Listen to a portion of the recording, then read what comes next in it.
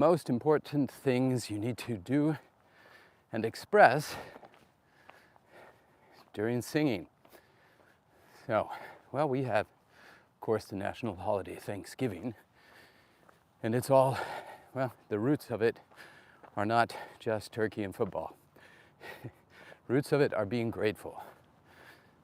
So, I want to talk to you about, look at that, comes a truck this morning. Everybody's driving up to the top, and I'm walking up.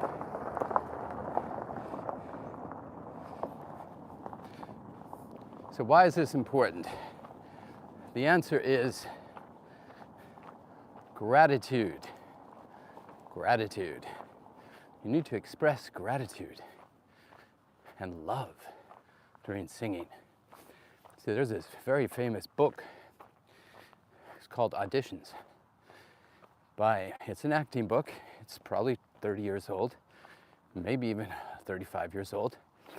But it's an excellent book on acting, and it says you need to find the love in every scene, in every relationship, because love is interesting. It could be love that you're not getting back, love that you desperately want, love that you desperately need. So if you find the love, love is an intense feeling. It's something everybody craves, right? So you got to find the love in your singing, and you need to express gratitude. So I think gratitude is not expressed very often. So let me tell you about my journey. And whenever you express thanks and gratitude, you inevitably leave out a couple people. So I'll remember afterwards, but starting this off. So first and foremost, who got me going with music? Well, it has to be thanks to my mom, because she had me in music, piano, singing, doing different instruments when I was a young kid. I didn't always enjoy it. Like most kids, I complained, didn't want to practice, but thanks, because that gave me musical knowledge and trained my ear and started me on my singing journey. The next person I remember that had an impact was my high school choir teacher. See, when my voice changed, I was singing at a Christmas concert, my voice cracked. It was so humiliating that I didn't sing for like 3 years. So now I know a lot more, and I know that it's possible to continue to train while your voice is growing. To maintain that coordination, you just have to respect a few guidelines. But it's okay, you'd be better off. But like most boys, your voice starts cracking. Oh no, I don't sing anymore. And then I decided to sign up for choir because my buddies were doing it. And I met my choir teacher, Mr. Perry. Mr. Perry was great choir director. We learned a lot, we had a good time.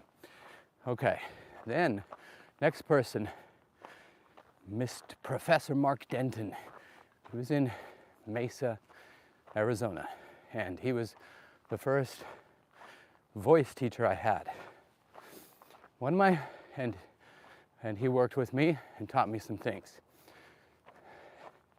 All right, just keeping it short.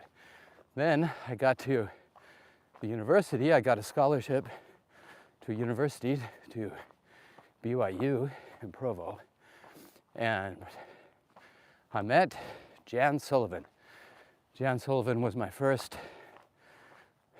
professional voice teacher at the university, and she had written a book called The Phenomena of the Belt Pop Voice. She had been an international opera singer and was fascinated by pop and belt technique, did research with cameras, wrote her own book, and I got to work with her. So it was fantastic. She was amazing. Everything I read the book, I did what she said, things worked amazingly well. And she instilled in me the belief that you can sing every style of singing with your voice. You don't have to limit yourself. So I was singing musical, I was singing opera, I was singing high pop songs, high rock songs, all very quickly, and it was fantastic. So I worked with her. She was an inspiring teacher, and it really, really changed everything for me. I think I basically worked for a decade professionally based on that technique alone. So thanks to Jan Sullivan, who's no longer with us. I'm gonna get run over by a truck. How you doing? Where do I know you from? I have no idea. How you doing? Good, how are you? Good, good. Just up doing a little hiking, is that what you're doing? Oh yeah. Having a little fun? Yeah, it's beautiful. Oh, It's cold. it is. Yeah. Do you live down in Desert Color? Yeah? Yeah, that's where I live. Okay then. I live right next to the park, next to the fireside. Well, that's where we've seen each other. Yeah, I've probably seen you right there, you bet. They had to come up and go walking. I'm going to give them an hour before they're too cold. Well, that's perfect. Have a good day. All right.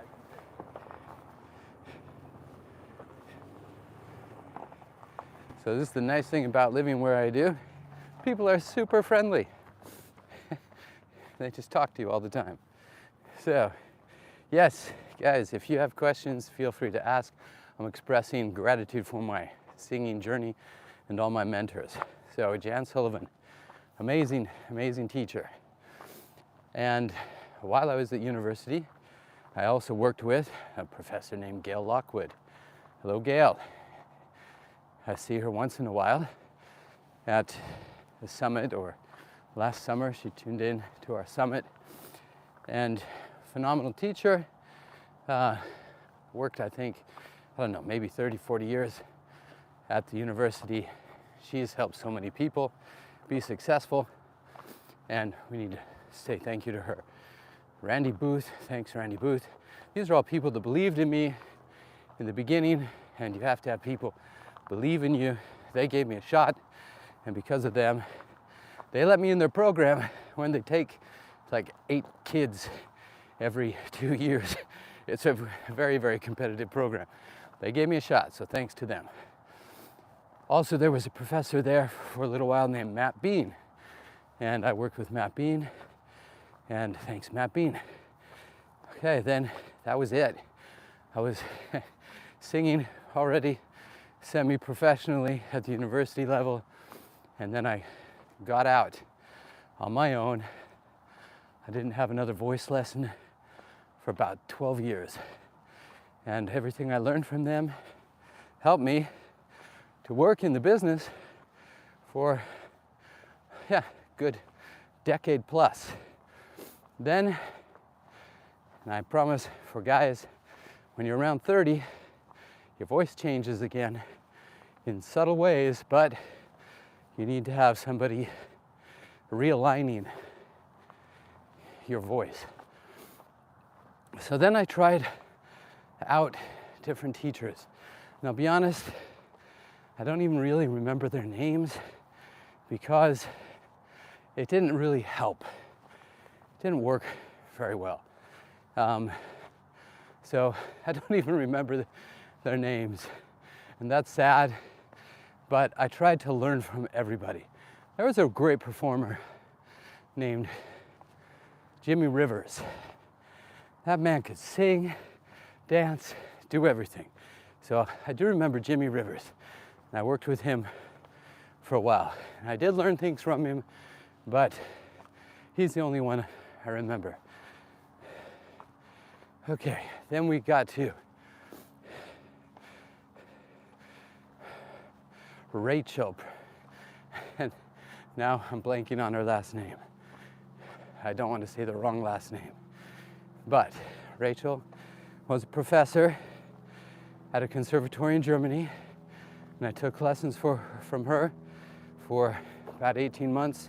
She did really help me realign my voice, and her last name will come back to me.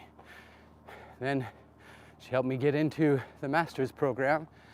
And then there was a professor, Jan-Henrik Rotering, who's very internationally famous opera bass. And the man could sing like a god, no doubt. Amazing singer, amazing performer, won a Grammy, quite amazing guy. So we got along and we didn't get along. He had very specific, particular attitudes about singing and singers.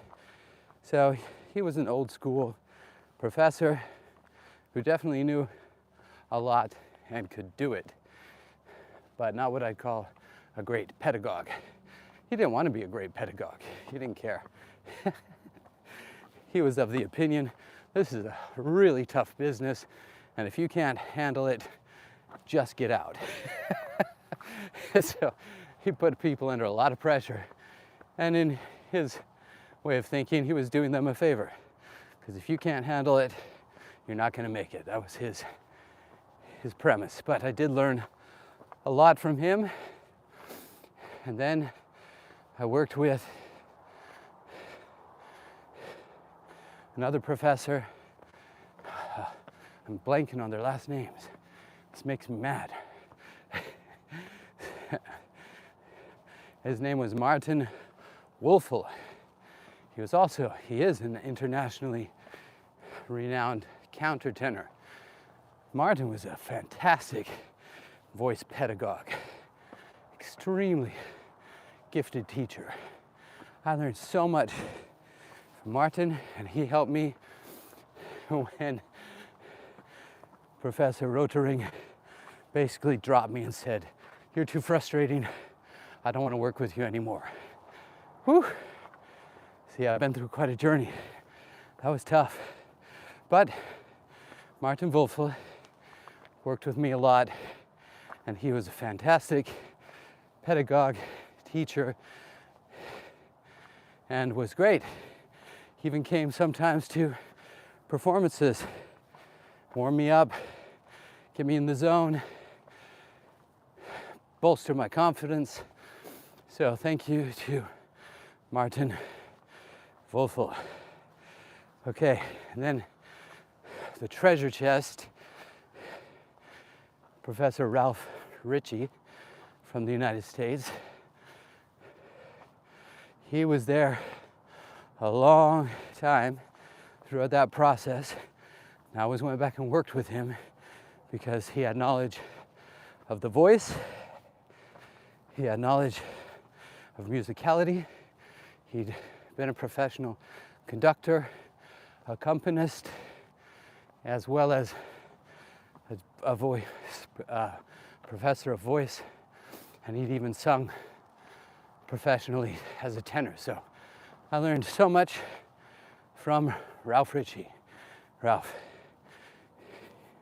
is the treasure chest of knowledge, and most people didn't want to work with him at the university because he was an American, a little bit,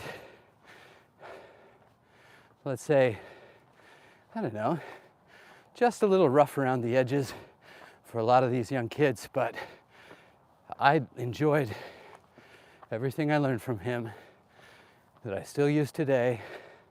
So thanks, Ralph. Then I had a mentor, teacher John Pickering, who was a fantastic tenor for 40 years internationally. The man is an amazing singer. He came out of Australia. He was friends with a lot of famous singers from Australia like Olivia Newton-John. And John was a really important mentor for me in my career. I was sick for a long time, coughing like for 4 weeks, and ruptured a blood vessel on my vocal folds. I had to recover from that. And that's exactly when I met John. So he really helped get me back on my feet, and I took lessons with him for a couple of years. And he really became a very good personal friend because we shared the stage together, came to my wedding, sang a duet with me at my wedding. Just a great guy and an important mentor. So we're going to move on. Oh, some of the singers I worked with, colleagues. Okay, Heike Susanne Daum. She was an amazing singer. That woman could sing every style. I shared the stage with her many times, and she really helped me out from time to time. And I believe she's teaching at the university now. So thanks, Heike. And had another colleague of mine. His name is Aaron Caves. We shared the stage together. We worked on singing together. And he gave me some great exercises and tips that helped out quite a bit. So I'm always rooting for him. He's had a very successful career and had a nice friendship. Okay, now since then, that was about the last of my regular voice lessons. So I'm gonna switch the view for you so you can enjoy this cold fall day. Here we are, top of the hill. It's beautiful, blue skies, but it's cold. So next, basically I'd had pop training, rock training, musical training, and I'd had opera training. And I determined before I became a teacher, this was way back when I was in college, because most of the professors I had never worked as a professional singer in the business. And I was an arrogant teenager, you know, like we all were. So I didn't respect that. I respected the people that had made it in the business. So I determined before I taught anybody, I would make it in the business, survive off this, pay my rent, and support my family as a professional singer before I claimed to be able to guide anybody else. And that's what I did. Now I knew I wanted to give back and transition over to being a professor and a teacher. So I was at a crossroads. I thought, well, I could write a PhD, write my thesis and defend it, etc. And I was thinking of doing that on my rare belief and what made me stand out in the business as a crossover singer, that it's possible to sing every style of singing with one voice. That's what I'd done, and I wanted to really get into that. And then I discovered the Complete Vocal Academy, Complete Vocal Technique, Complete Vocal Institute in Denmark. And my wife just happened to have danced in Denmark professionally for almost a decade. And she was there from time to time, and I thought, well, let me check into it. I talked to some of my colleagues who'd done the teacher training. It's like a master's of voice pedagogy. It's a great program. And what interested me most was their current research on vocal effects and different commercial vocal styles. So I felt like, what's going to make me a better teacher? To continue developing there, or just write a thesis? And I decided to continue my training. And it did make me a much better teacher. So I learned a whole new way of thinking about singing, and it took a while to connect the dots between what I knew and what I'd been doing and their terminology and concepts, and it ended up being a very positive experience. So I, of course, worked with a lot of the faculty there. several of whom I consider still today close friends. So got to thank, Catherine Sadolin for her pioneer work and just, getting out there and doing it. See, there's a lot of great people out there, a lot of great teachers, and this is a message for you guys too, as singers, as individuals. Don't be afraid to open your mouth and share what you think and what you know, because whether that's as a singer or as an educator, most people simply choose not to. It takes a lot of work, it takes a lot of energy. I'm the living proof of that. It's incredibly difficult, time consuming, but I'm very grateful for those who did. And they all had mentors too.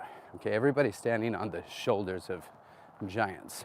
So thanks to her and all those great teachers in Denmark who really are very highly skilled voice pedagogues, excellent teachers.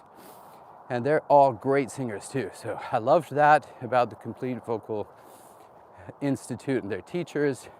Requirement is you must be able to demonstrate and show that you can practice what you preach.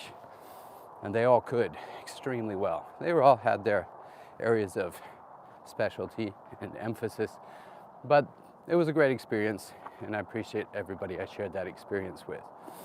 When I came to the United States and began teaching here, and really, COVID, I was still traveling back to Europe, performing. I had professional contracts, still singing. Then COVID lockdowns happened. Europe was just as crazy as California. In the United States, everything stopped, and all my contracts got canceled. I already had flights booked. I didn't get reimbursed for any of that. It was a hard time. My in-person academies here shut down. The younger students didn't want to work online, so my business just really came to a screeching halt, and I was already working online a little bit, so I just changed everything online and determined that I was going to write my courses.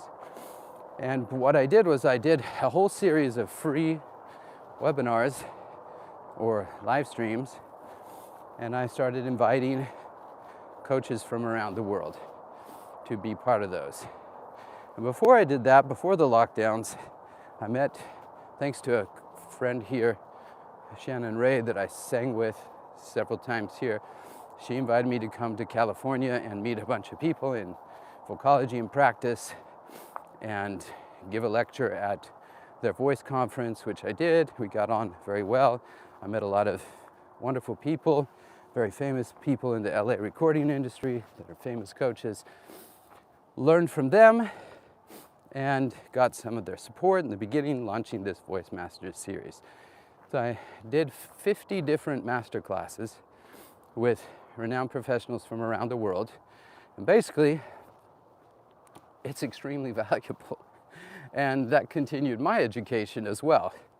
And I've formed relationships with many of those who still work with me and are guest teachers in my online intensive workshops. So that and all the research and time I put into writing my courses continued my education. And we just finished up the most recent Big Five Coordinations of Singing. So there's been a lot of amazing teachers. Like I said, there's over 50 world-class teachers that I've worked with just during the last, not even 4 years yet, that have been very influential in continuing my education. And I apply what they say, and I honestly can say my singing is better today than it's ever been because of the drive to continue to educate myself. So if you want to enjoy your singing journey your entire life long, having some coaching and attending intensive trainings in person or online is just the best way to go. And I highly, highly recommend that. So, of course, I have to give a shout out and gratitude to my family that have been without me while I was performing on tour and rehearsal phases around the world for years. And they are the major reason I decided to stop the performing career and be a father. and I don't regret that at all. I also have to thank all of my students. Every single singer I've worked with has taught me new things. You see, what happens is the same things don't work equally as well for every singer. You have to remain flexible, and it takes a lot of concentration and thought and analysis and trying different techniques because every singer is so different. If you don't have a lot of tools in your toolbox, you're not going to be able to help very many people. See, that was the issue with, this is the professor, world famous bass. He knew and had learned what he needed to be a world-class Grammy award-winning singer. And there's no harm, and it's very logical to think, well, that's what I needed to learn. That's the key to singing success. So that's all he taught. And singers that needed what he needed did extremely well. Other singers got a little bit better, got frustrated, and most of them just quit. So you need to pick up a singer, every singer, where they are. And I'm grateful to everybody I've worked with and continue to work with, because each new singer presents brand new challenges. And you don't always hit the bullseye, you know? You've got to try different things out with each singer. They're looking for what works best for them. So I honestly say I have the big 5 coordinations of singing and the 4 activities of singing. These are my courses, they're my guidelines, my philosophy. It's all informed by everybody I've named in this live stream for decades and decades. Continues to be informed by cutting edge researchers and pedagogues from around the world. But the bottom line is, everybody needs these things, but they need them in different amounts. So everybody I work with, thank you guys for challenging me and pushing me to become an even better teacher. And that's what's really important to me. So that's my attitude of gratitude today in the spirit of the Thanksgiving holiday. Expressing thanks to everybody who's made things possible in my life and continues to do that. You know, as a professional singer, once you reach a certain level in the beginning, all you're doing is trying to get there, trying to get to the top. It's like, you know, you're just climbing, climbing, climbing. When you get to the top, you realize, oh, there's a lot of room up here. A lot of mutual respect, a lot of good people. And then the most difficult thing is you have to live up to your own reputation. Because wherever you go, every time you open your mouth, people expect something incredible, something much better than they're used to hearing. That's a lot of pressure. I can't just go sing and be mediocre or even great. It has to be stellar, amazing. So it's quite a lot of pressure to live up to. I don't always live up to my own expectations, and that's the psychology of singing that's tough.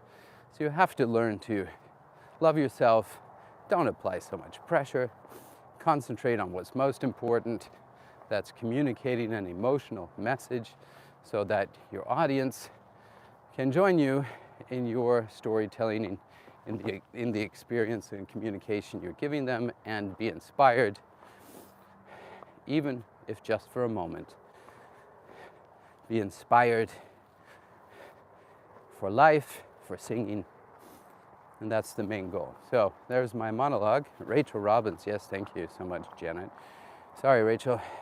I know so many Rachels now, all their last names were popping through my mind, so yeah, Rachel Robbins.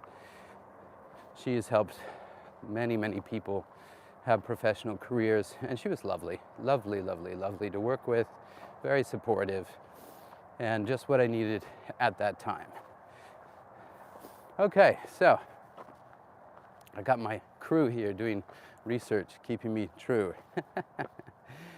So, Jay Irving, one thing I admire about you, Philippe, is your experience as not only a singer, but as a performer and dancer. Have you thought about sharing any stage presence, performance techniques? Yeah, well, that's a very good point. I have the course, Emotional Layering. It's incredibly valuable, and that's what I aim to think about all the time in performing, and that is what will make you an incredible stage performer. It's probably the most detailed course, and unfortunately I find that it's the most neglected skill in singing. It's a skill, you can learn it, you just have to treat it as very important. Oh, you guys are sweet. I could not see how to message everyone in the community to say that Wolfgang Strauss has 50% off Voce Vista until tomorrow. Wow. Okay, yeah. When you message in our singing community, just write @everyone first, @everyone, and then you should be able to do that. If not, write to me and I'll do that in our community. Yes.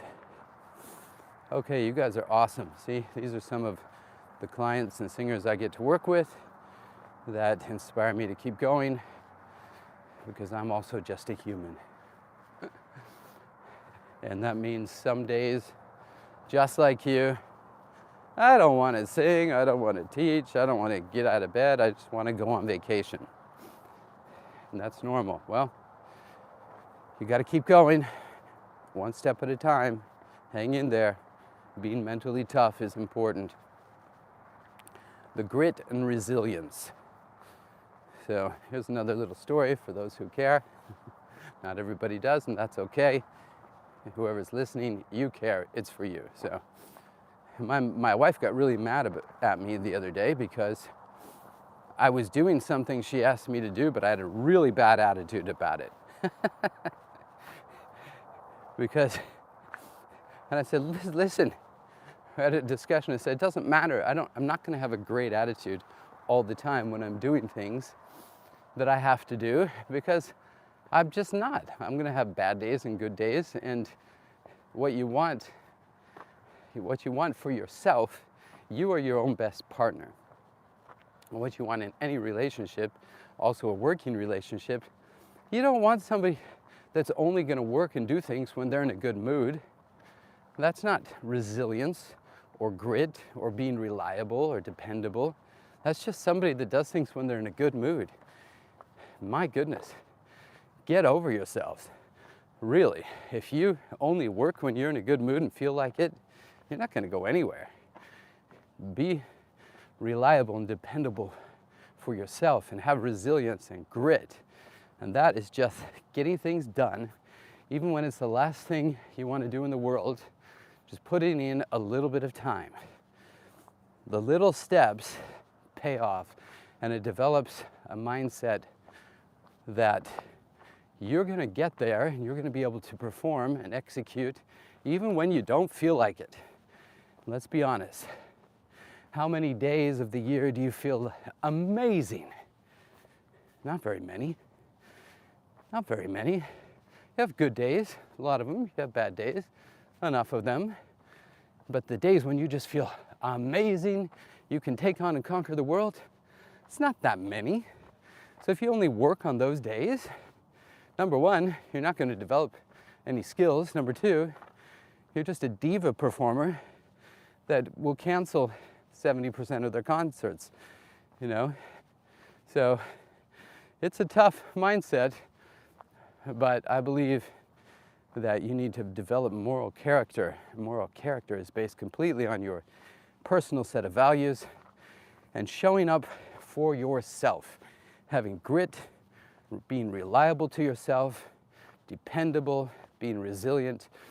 That's not only going to make you a successful singer, it's going to make you a highly successful human being. See, the best of the best in the business that I worked with, they were the nicest people in the world. They didn't have big egos. They knew they were good, but they were at the top of their game. Like I said, when you get to the top, there's a lot of room. There's a lot of mutual respect. They didn't need to get every cast and everything. They knew how it worked. You have to be resilient, true to yourself, show up, and not everybody's going to like you, and that's okay. Enough people will.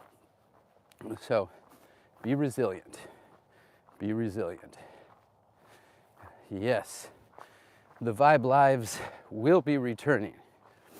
They will be returning.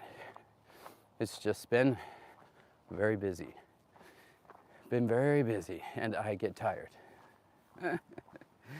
So, I've got to remember that probably between mid-October and just this last yesterday, day before yesterday, you know, I was working 10, 12-hour days, 6.5 days per week for 6 weeks. So it's really easy to get burned out.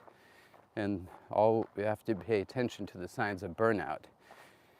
And you need creative energy. So we've got the next big 5 Coordinations of Singing online intensive. Again, takes up an incredible amount of energy.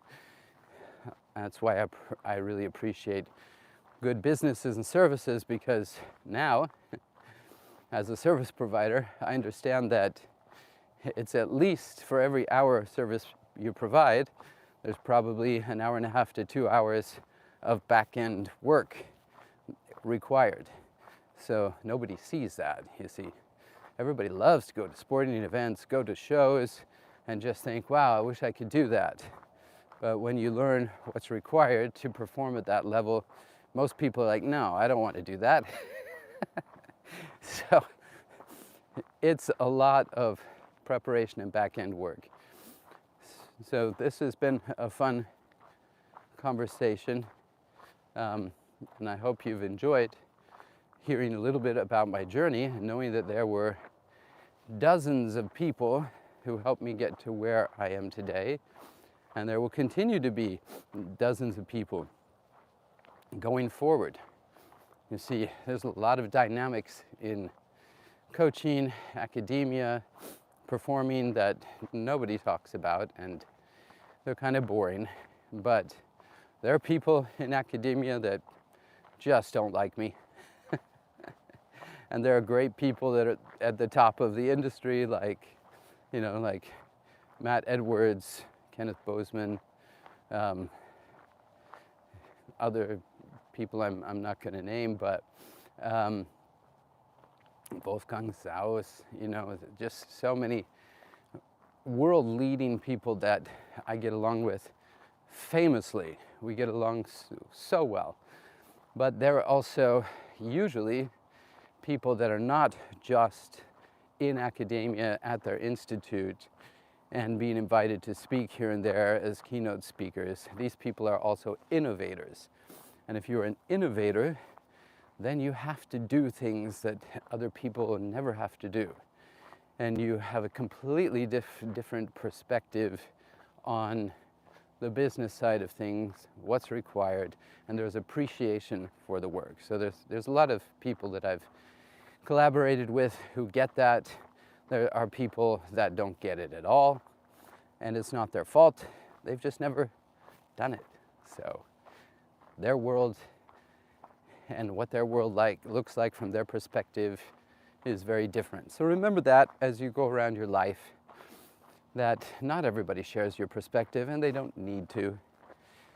Your perspective is informed by your life experience, and the larger and wider your perspective is, the more tolerant you seem to become. And you will continue to meet performers, producers, singers, agents, teachers, professors that do not share your perspective. They're kind of stuck in their own world, as we all are, by the way. I'm still stuck in my world. I'm always trying to enlarge the boundaries so I don't come across as a conceited know-it-all.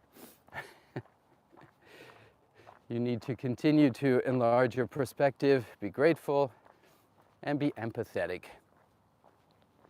And be nice. Just be nice. Be nice to yourself. Be nice to other people. Be nice to the people who are not nice to you. You don't have to be friendly, but be professionally polite, and you'll do just fine. So you're not out to please everybody as a singer.